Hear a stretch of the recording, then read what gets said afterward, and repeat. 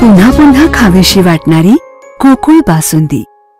गुडाळेश्वर पतसंस्थेचा अहवाल सालात 1,30,14,000 रुपये निव्वळ नफा झाला असून सतत 44 वर्ष ऑडिट मिळवणारी कोल्हापूर जिल्ह्यातील अग्रगण्य पतसंस्था असल्याचे प्रतिपादन गुडाळेश्वर पतसंस्थेचे संस्थापक भोगावतीचे माजी संचालक एडी पाटील यांनी केले।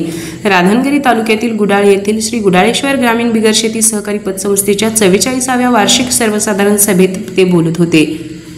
प्रारंभी वार्षिक सर्वसाधारण सभेचा इतिवृत्तांत वाचन अहवाल वाचन पतसंस्थेचे मॅनेजर डी.जी. पाटील यांनी केले। गुडाळेश्वर पतसंस्थेचे चेअरमन व भोगावतीचे संचालक अभिजित पाटील बोलताना म्हणाले, कोल्हापूर जिल्ह्यातील आदर्श पतसंस्था म्हणून श्री गुडाळेश्वर पतसंस्थेने नावलौकिक मिळवला आहे। सभासदांना 15% डिव्हिडंड देणारी पतसंस्था म्हणून ओळख निर्माण केली आहे। संस्थेच्या वतीने अहवाल सालात राबवण्यात आलेल्या विविध सामाजिक उपक्रमांची माहिती दिली। या सभेत गुणवंत विद्यार्थी, सेवानिवृत्त कर्मचारी, ऊस तोडणी ओढणी कंत्राटदार तसेच निवड झालेल्या विविध क्षेत्रातील व्यक्तींचा गौरव करण्यात आला। या सभेत विविध मान्यवरांनी मनोगत व्यक्त केले। या वार्षिक सर्वसाधारण सभेत संस्थापक संचालक आनंदराव पाटील, अनंत तेली, बाळासो बर्गे, कृष्णात बर्गे, धनाजी पाटील, हिंदूराव पाटील, दत्तात्रय पाटील, उत्तम ढेरे, नामदेव पाटील, बाजीराव पाटील, मोहन कांबळे, शुभांगी जाधव आदी संचालकांसह विविध संस्थेचे पदाधिकारी, महिला सभासद उपस्थित होते।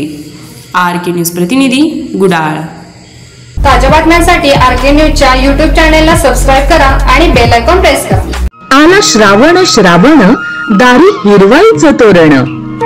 व्रतवैकल्याचा हा श्रावण गोकुळच्या श्रीखंड आणि बासुंदीने आणखी मधुर करूया।